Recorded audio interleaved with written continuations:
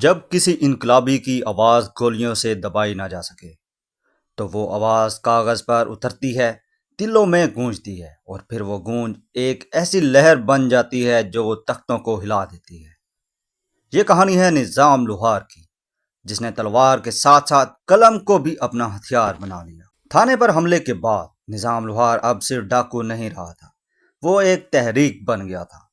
جنگل کے بیچ ایک خفیہ اجتماع ہوا جہاں پر ہر طرف جوش اور عزم کی فضا تھی۔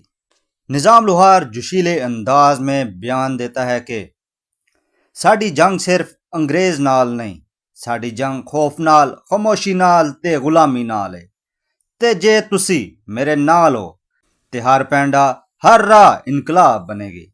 نظام کا یہ خطاب سنتے ہی لوگوں نے نعرے لگانا شروع کر دیے، انقلاب زندہ باد، نظام بابا زندہ باد۔ نظام نے جنگ کا نیا طریقہ اپنایا۔ بندوق کے ساتھ اب قلم دان گروپ بھی تھا جو انقلابی پیغامات لکھ کر گاؤں گاؤں پھیلا رہے تھے۔ پرچی پر ہاتھ لکھتا ہے، جے تواڈی بیٹی محفوظ نہیں تے تھانے وچ انصاف نہیں تے پھر گلی گلی نظام لبو۔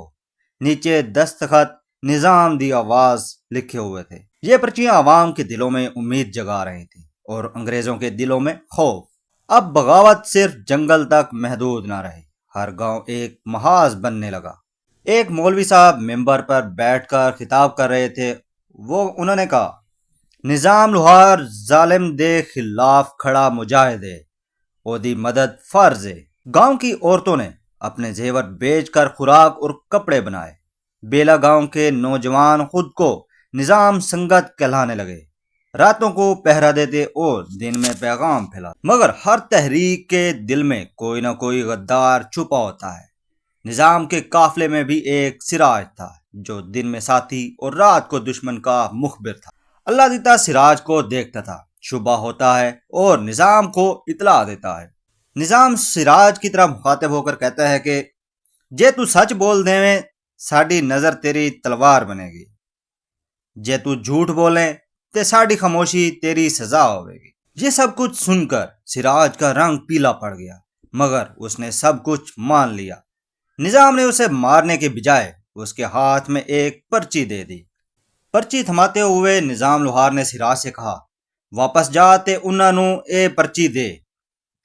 نظام لوہار نہ خوف رکھدا ہے نہ معافی دیندا ہے۔ اب گاؤں گاؤں سے خبریں آنے لگیں، کسان لگان دینے سے انکار کر رہے تھے، پولیس والے دیہاتیوں میں داخل نہیں ہو پا رہے تھے، لوگ نظام کو نظام بابا کہہ کر پکارنے لگے تھے۔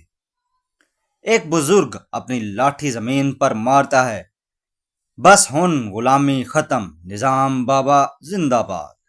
کچھ نوجوانوں نے تو اپنے ہاتھوں سے ہتھیار تیار کرنے شروع کر دیے تھے۔ نظام لوہار بلال سے مخاطب ہو کر کہتا ہے، ساڈی جنگ ہن صرف ساڈی نہیں، اے او لوکاں دی جنگ ہے جڑے اپنے بچیاں نوں آزاد دیکھنا چاہندے نے۔ اور پھر نظام نے ایک نیا قدم اٹھایا، ایک پمفلٹ تیار ہوا جو بغاوت کی بنیاد بن گیا۔ اس پمفلٹ پر لکھا ہوا تھا، نظام لوہار دی تحریک، ظلم دے خلاف، غلامی دے خلاف، انصاف دے حق وچ۔ یہ پمفلٹ ہزاروں کی تعداد میں چھپایا گیا اور ہر گاؤں، ہر بستی، ہر تحصیل تک پہنچا دیا گیا۔ اب تحریک اپنے عروج پر تھی، لیکن ہر عروج کے بعد ایک آزمائش ضرور آتی ہے۔ انگریز خاموش نہیں بیٹھنے والے تھے، وہ جنگل کے گھراؤ کی تیاری کر رہے تھے۔ کیا نظام لوہار جنگل بچا پائے گا؟ کیا کوئی ساتھی پھر غدار بنے گا؟ اور کیا پہلا بڑا نقصان ہونے والا ہے؟ تو اگلی قسط میں دیکھتے ہیں گھراؤ جب نظام کا جنگل محاصرے میں آ